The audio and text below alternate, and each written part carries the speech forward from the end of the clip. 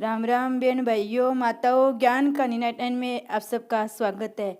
श्रीमद् भागवत महापुराण तृतीय स्कंद का 8वां दिन हम सब मिलके सुनते हैं। 7वें दिन हमने सुना कद्रम ऋषि और देवहूति की शादी होती है और उनके 9 कन्याएं पैदा होती है और 9 कन्याओं के बाद कपिल भगवान खुद उनके घर पधारते हैं। कद्रम ऋषि और देवहूति की तपस्या सफल होती है। उनके जैसे पिता हो तो कपिल भगवान खुद उनके पुत्र बन के आते हैं और कपिल भगवान के आने के बाद कद्रम ऋषि संन्यास को चले जाते हैं और कपिल भगवान माता के साथ बातचीत कर रहे हैं। कपिल भगवान को आनंद हो रहा है, माता को ज्ञान दे रहे हैं। संसार का सुख खुजली जैसा है, जब तक आप खुजाते रहते हो तब तक अच्छा लगता है, किंतु खुजाने से नाखून में रहे जहर के कारण खुजली का रोग बढ़ जाता है। सर्वोत्तम मिठाई का स्वाद भी गले तक ही रहता है। जगत के पदार्थों का आनंद नहीं है, उसका भास मात्र है। ये जगत दुख रूप है। गीता जी में कहा गया है, अनित्य असुख लोक इमे प्राप्य भजस्व माम। भगवान कहते हैं अर्जुन, क्षण भंगुर और सुख रहित इस जगत को और मनुष्य शरीर को प्राप्त करके तू मेरा ही भजन कर। आरंभ में जड़ वस्तु में सुख का अनुभव होता है, किंतु वह सुख विषमय है। विषय और इंद्रियों के सहयोग से जो सुख उत्पन्न होता है वह आरंभ में तो अमृत जैसा लगता है, किंतु परिणाम की दृष्टि से तो वह विष समान ही है। इस कारण इस सुख को राजस कहा गया है। इंद्रियों की सुख से तृप्ति नहीं होती। विवेक रूपी धन का हरण करके इंद्रियां जीव को संसार रूपी गत में फेंक देती है। बाहर के विषयों में न तो आनंद है न सुख है। आनंद बाहर नहीं अंदर है, आत्मा में है। आनंद अविनाशी अंतर्यामी का स्वरूप है। कपिल आगे कहते हैं, माता यदि शरीर में आनंद होता तो उसमें से प्राणों के निकल जाने के बाद भी लोग उसे संजोकर अपने पास रखते। विष से जड़ है, जड़ पदार्थ में आनंद नहीं रह सकता। चैतन्य के स्पर्श के कारण ही जड़ पदार्थ में आनंद सा प्रतीत होता है। 2 शरीरों के स्पर्श से सुख नहीं मिलता, किंतु 2 प्राणों के एक होने से आनंद का अनुभव होता है। यदि 2 प्राणों के इकट्ठे होने पर सुख मिलता है तो जिसमें अनेक प्राण समाये हुए ऐसे परमात्मा के मिलन से कितना अधिक आनंद होता होगा। बाहर के विश्व में आनंद नहीं है, किंतु चित्त में, मन में आत्मा का प्रतिबिंब पड़ने से आनंद सा अनुभव होता है। इंद्रियों को मन चाहे पदार्थ मिलने पर विषयों में तंद्रुप हो जाती है, अतः कुछ समय के लिए एकांकर व एकांगार होता है। उसमें चित्त में आत्मा का प्रतिबिंब पड़ता है, जिसमें आनंद का भास होता है। जगत के विषयों में जब तक मन फंसा हुआ है तब तक आनंद नहीं मिल सकेगा। आनंद आत्मा का उसी प्रकार सहज स्वरूप है जिस प्रकार शीतलता जल का सहज स्वरूप है। आनंद आत्मा में है। आत्मा और परमात्मा का मिलन ही परमानंद है। भगवान में मन फंसे और डूबने लगे तभी आनंद मिलता है। बार बार अपने मन को तुम समझाओ कि संसार के जड़ पदार्थों में सुख नहीं है। सोने पर सब भूल जाने में आनंद मिलता है। सारे संसार को भूलने के बाद गाढ़ी नींद आती है। आत्मा तो नित्य शुद्ध और आनंद रूप है। सुख दुख तो मन के धर्म है। मन के निर्विषय होने पर आनंद मिलता है। दृश्य में से दृष्टि को हटाकर दृष्टा में स्थिर किया जाए तो आनंद मिलेगा। आनंद परमात्मा का स्वरूप है। आदत हाजत कम करोगे तो सुखी होगे। कपिल कहते हैं, माता जी यदि विश्व में यह आनंद समाया हुआ होता तो सभी को सदा एक समान आनंद मिलना चाहिए। तृप्त व्यक्ति के आगे यदि श्रीखंड भी रखा जाए तो उसे पसंद नहीं आएगा। बीमार व्यक्ति के सामने मालपुए रखे जाए तो भी वह नहीं खाएगा। यदि श्रीखंड में आनंद समाया होता तो बीमार को भी उसे खाने में आनंद मिलना चाहिए था, किंतु उसे आनंद नहीं मिलता। अतः आनंद श्रीखंड में नहीं, इसी प्रकार सभी विषयों के बारे में भी समझना चाहिए। संसार के पदार्थों में तो आनंद नहीं है, किंतु इंद्रियों को मन चाहे विषय पदार्थ मिलने पर ही वे अंतर्मुखी होते हैं। अंतर्मुख वे मन में विषय और ईश्वर का प्रतिबिंब होता है। आनंद होता है। मन के अंदर आने पर सुख मिलता है, बाहर जाने पर सुख उड़ जाता है। कल्पना करो, एक सेठ श्रीखंड पूरी का भोजन कर रहा है। इतने में कहीं से तार आता है कि उसका कारोबार डूब गया। श्रीखंड उससे जहर जैसा लगेगा, खाने को दिल नहीं करेगा। संसार के जड़ पदार्थों में आनंद नहीं है। जब जब आनंद मिलता है चेतन परमात्मा के संबंध के कारण ही मिलता है। परमात्मा के साथ संबंध होने पर ही आनंद मिलेगा। जीव कपटी है, परमात्मा भोले हैं। जीव उपेक्षा करेगा तो भी परमात्मा उसके अपराध को क्षमा कर देंगे। आनंद नारायण का स्वरूप ही है। आनंद का विरोध शब्द नहीं मिलेगा। आनंद ये ब्रह्म स्वरूप है। जीवात्मा भी आनंद रूप है। अज्ञान के कारण जीव आनंद को ढूंढने के लिए बाहर जाता है। बाहर का आनंद लंबे समय तक नहीं टिक सकता। आत्मा के लिए कोई वास्तविक सुख दुख नहीं है। सुख दुख मन में होते हैं। सुख दुख मन का धर्म है, जन्म मरण शरीर का धर्म है, भूख और प्यास आत्मा के धर्म है। मन में सुख दुख होने पर आत्मा कलपती है, मुझे दुख होता है। मन पर हुए सुख और दुख का आरोप अज्ञान से आत्मा अपने ऊपर करती है। आत्म स्वरूप में उपाधि के कारण सुख दुख का भास होता है। आत्मा स्फटिक मणि जैसी सफेद शुद्ध है, उसमें विषयों का प्रतिबिंब पड़ने के कारण मन की आत्मा मानती है उसे दुख सुख हुआ है। स्फटिक मणि के पीछे जिस रंग का फूल रखोगे वैसा ही वह दिखेगा। वह रंग स्फटिक का नहीं, फूल का है। स्फटिक मणि सफेद है, उसके पीछे लाल गुलाब रखोगे तो वह लाल दिखेगा। गुलाब के सहज रंग से वह लाल हो जाता है। जल में चंद्रमा का प्रतिबिंब पड़ता है, जल के हलन चलन के कारण वह प्रतिबिंब भी हलचल करता है और कंपित होता है, किंतु वास्तविक चंद्रमा पर उसका कुछ भी प्रभाव नहीं पड़ता। इसी तरह देहादि के धर्म स्वयं न होते हुए भी जीवात्मा उन्हें अपने में कल्पित कर लेता है, अन्यथा जीवात्मा तो निर्लेप है। जीवात्मा में देखे जाते हुए देहादि के धर्म इस प्रकार दूर होंगे। निष्काम भगवत धर्म के अनुसरण से, भगवान की कृपा से, उसी से प्राप्त भगवान पर ही भक्ति योग से धीरे धीरे वह प्रतीति दूर होती है।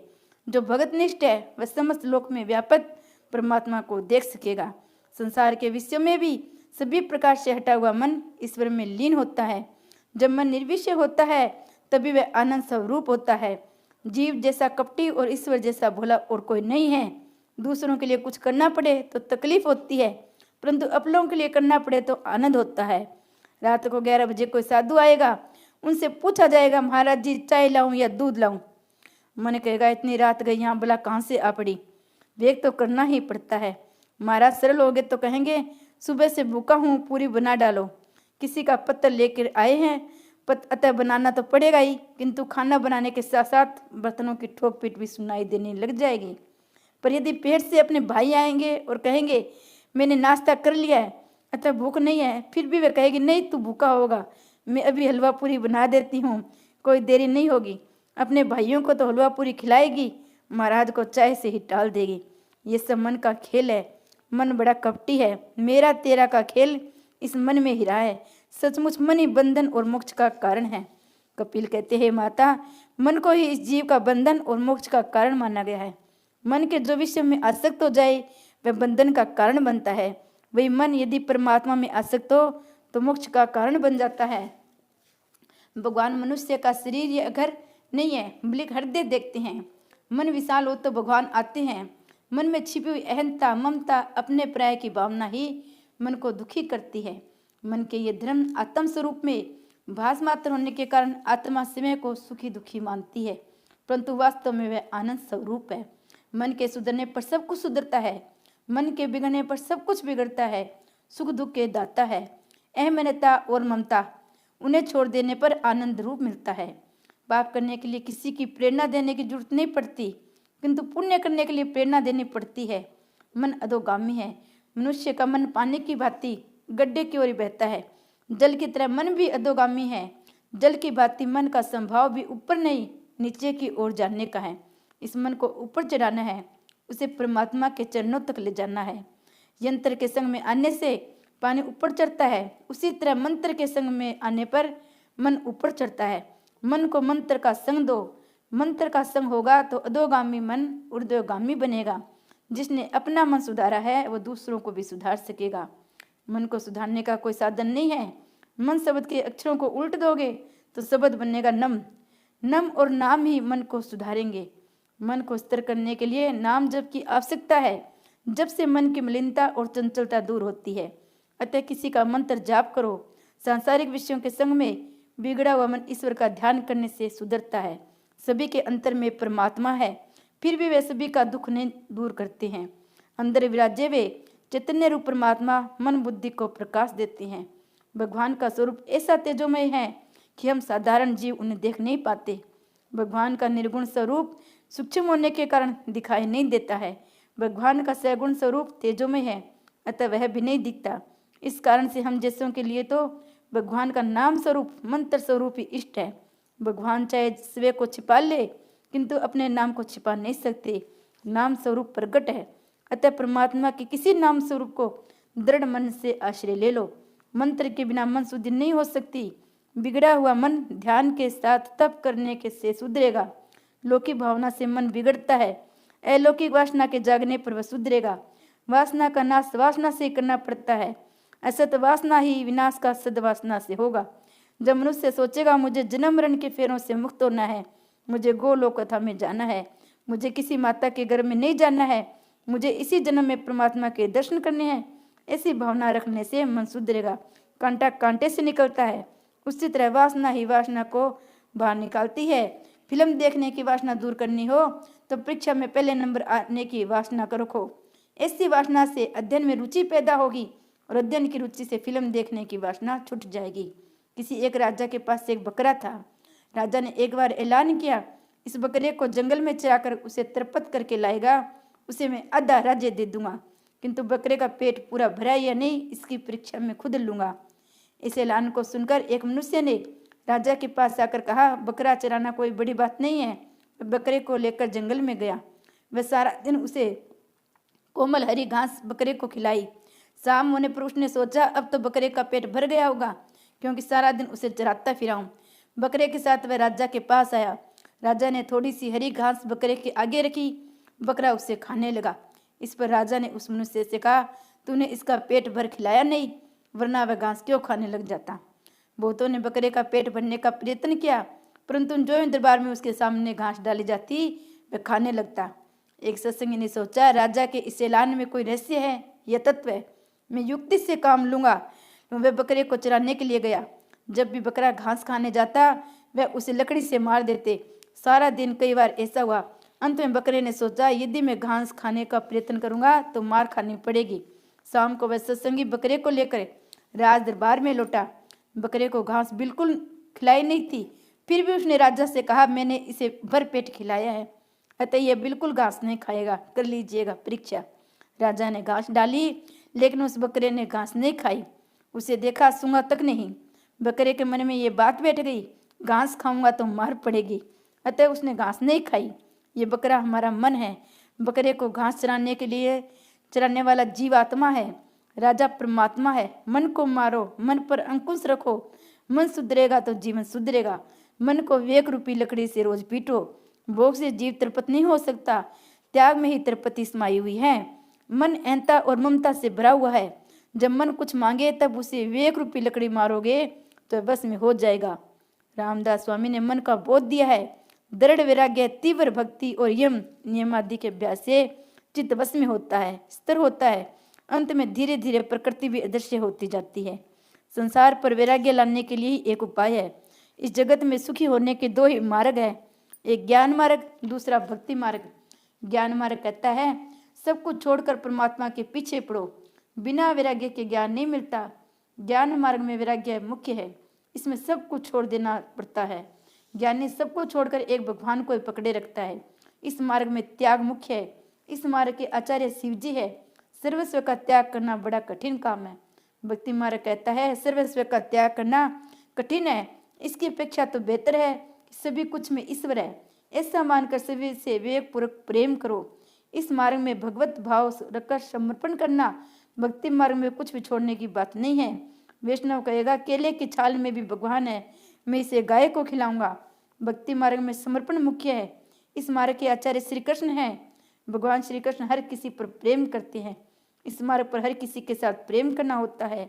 भगवान जैसा प्रेम न तो हुआ है न होगा। एक बार भृगु ऋषि वैकुंठ में गए। भगवान सो रहे थे। लक्ष्मी जी चरण सेवा कर रही थी। भृगु को लगा ये तो कोई विलासी लगता है, उसे बड़ा देव कौन कहे। ऋषि तो परीक्षा करने ही आए थे, अतः उन्होंने सोए हुए भगवान की छाती पर लात मार दी।